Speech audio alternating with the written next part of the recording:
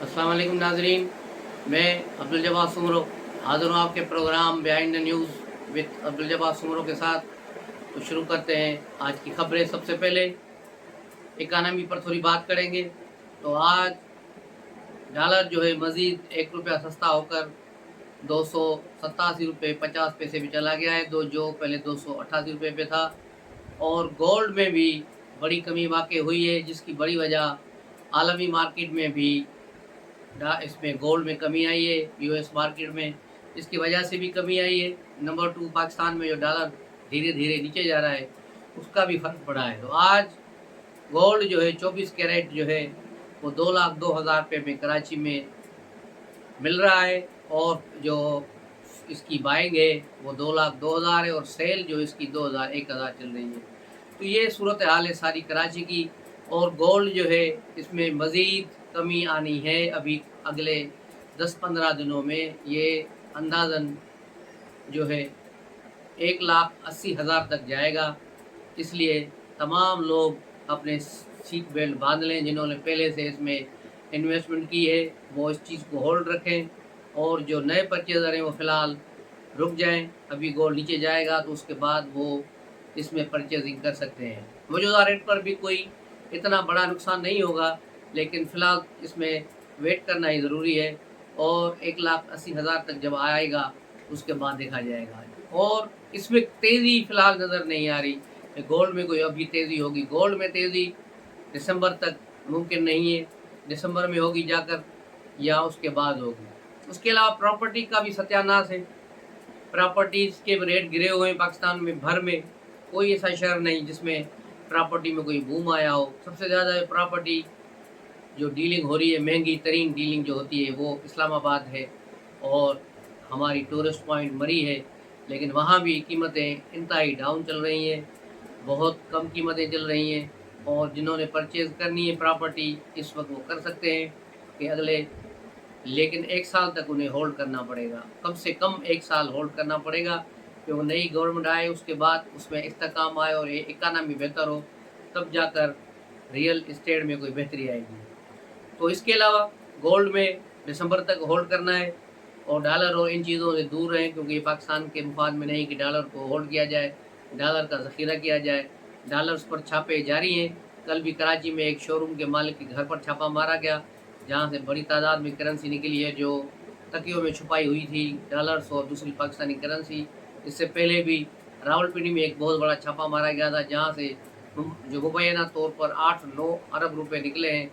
वो किसी मीडिया मालिक के थे, लेकिन बाद में उसने मंसूर अली खान के शो में और जावेद चौधरी के शो में जावेद चौधरी के शो में आके बताया कि नहीं, सिर्फ 40 करोड़ थे और मेरी जायज़ इनकम में वो भी प्रॉपर्टीज़ से, रियल इस्टेट के पैसे जो उन्होंने कैश में लिए हैं। इसका मतलब है वो भी 2 नंबर रकम है। लेकिन ये सारे सिलसिले चलते रहेंगे। अब आते हैं सियासी खबरों की तरफ। तो सियासत में कोई ख़ास तब्दीली नहीं आई, वही पीटीआई का रोना पीटना और उसके मुखालफिन का जवाब देना सियासी तौर पर वहीं की वहीं है। लेकिन बड़ी खबर यही है कि फ़ारूक हबीब को गिरफ़्तार कर लिया गया है। उसे गिरफ़्तारी के बाद सोशल मीडिया पर पीटीआई का रोना पीटना शुरू है कि इसको भी गिरफ़्तार कर लिया गया है, ये हो गया वो हो गया। लेकिन अभी हमाद अज़हर और उमर अयूब रहते हैं, उनकी भी गिरफ़्तारी होनी है, ये भी जल्दी होगी। उसके बाद देखा जाएगा पीटीआई कहाँ खड़ी होती है। दूसरी तरफ पीटीआई के वकला की लड़ाई, जो मैंने कल भी आपको बताया था, ज़ोर शोर से जारी है। मरवत ने जो है सुप्रीम कोर्ट बार के सदर शोएब शाहीन पर जो इल्ज़ामात लगाए हैं उसका अभी तक कोई वजाहत नहीं हुई। लेकिन पीटीआई के तर्जमानों ने इसकी तरदीद की है और कहा है कि ये मरवत के अपने ख़यालात हैं। और कल भी इसने मरवत ने एक टीवी शो में पीएमएल नून के एक रहनुमा के साथ लड़ाई की और हाथापाई हुई है। उसके बाद इसको शो से निकाल दिया गया था। ये मेरे ख़्याल में जावेद चौधरी का ही शो है जो 10 बजे चलता है, उसमें उसको बाद में निकाल दिया गया। तो इस तरह पीटीआई वाले आजकल भड़के हुए हैं, ख़ास तौर पे ये अपनी टीआरपी बढ़ाने के चक्कर में है। उसके अलावा अडयाला जेल में जो कैदी है इमरान खान, उसे पहली रात उसी सेल में रखा गया जिस सेल में नवाज शरीफ रहते थे।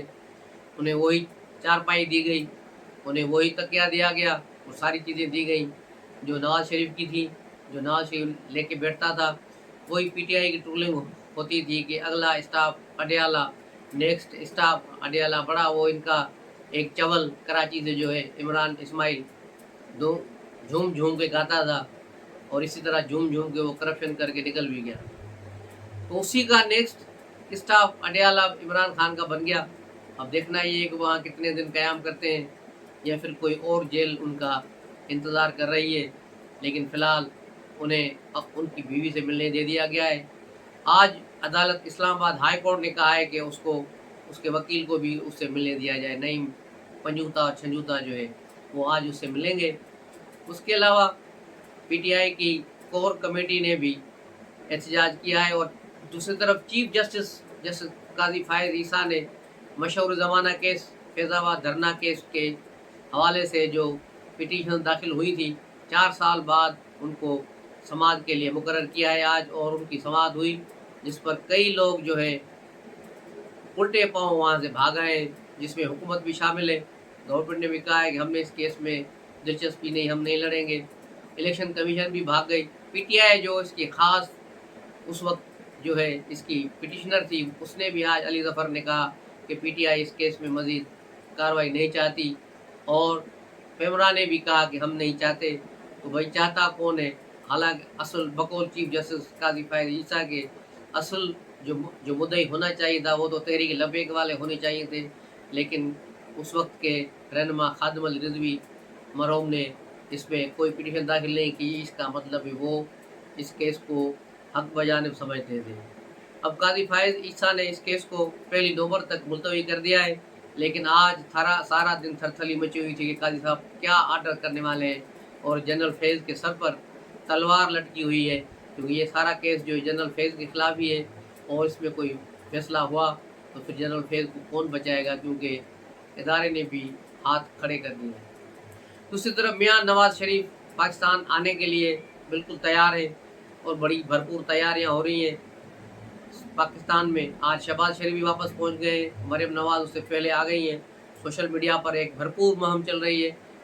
مریم نواز نے پچھلے 3-4 مہینوں میں جو اچھا کام اور بڑا کام کیا ہے وہ یہی ہے کہ انہوں نے سوشل میڈیا کی ٹیم کو کھڑا کر دیا ہے، اور بڑے پیمانے پر ان کا بیانیہ چل رہا ہے. اور یہ بڑی بات ہے کہ مریم نواز نے ایک نوجوانوں کے محاذ کو فتح کر لیا ہے. اب دیکھنا یہ ہے کہ نواز شریف 21 اکتوبر کو آ رہے ہیں، تو انہیں کیا ایئرپورٹ سے گرفتار کیا جائے گا، یا نواز شریف کو جلسہ گاہ تک جانے دیا جائے گا وایا ہیلی کاپٹر، اور وہاں سے وہ جلسہ خطاب کر کے وہاں جائیں گے. باخبر ذرائع نے یہ بھی خبر دی ہے کہ نواز شریف کو بھی ڈرایا جا رہا ہے ادھر کہ تمہارا حشر بھی بے نظیر جیسا ہو سکتا ہے، اس لیے تم جلسہ جلوس نہیں کرو گے، اور خاموش لے جا کے بیٹھو، اور شور شرابہ نہیں چاہیے. تو اس کے بعد آپ نے دیکھا ہوگا کہ نواز شریف نے جو ایک بیانیہ دیا، اس پر بڑی تھرتھلی مچی پوری پی ایم ایل نون میں. لیکن اب لگتا ہے پی ایم ایل نون اور نواز شریف اس بیانیے سے پیچھے ہٹ گئے، کیونکہ اسٹیبلشمنٹ نے تھوڑی آنکھیں پھیر لی. اس کے بعد مسلم لیگ والوں کو بھی ہوش آیا، کیونکہ شہباز شریف پہلے ہی اس بیانیے کے مخالف تھے، اور مریم نواز بھی ان کی ہم نوا تھی کہ یہ بیانیہ نہیں چلے گا. تو اب میرا خیال ہے یہ بیانیہ انہوں نے واپس کر دیا ہے، کیونکہ شہباز شریف نے بھی اس پر کوئی جواب نہیں دیا. جب لندن سے وہ روانہ ہو رہے تھے، ایک صحافی نے جب ان سے پوچھا تو خاموش رہے. اور کل نواز شریف بھی جب اپنے بیٹے کے دفتر سے باہر نکلے تو صحافیوں کے کسی سوال کا جواب نہیں دیا. تو یہ تھی صورتحال وہاں کی. باقی پیپلز پارٹی کے خیموں میں خاموشی ہے، بالکل سکون چھایا ہوا ہے. کیا کر رہے ہیں کچھ نہیں پتہ، ایسے لگ رہا ہے جیسے کوئی شوق طاری ہو. تو یہ کیوں ہے، اس پر بات کریں گے اگلے ولاگ میں. تب تک کے لیے اجازت دیجیے. السلام علیکم.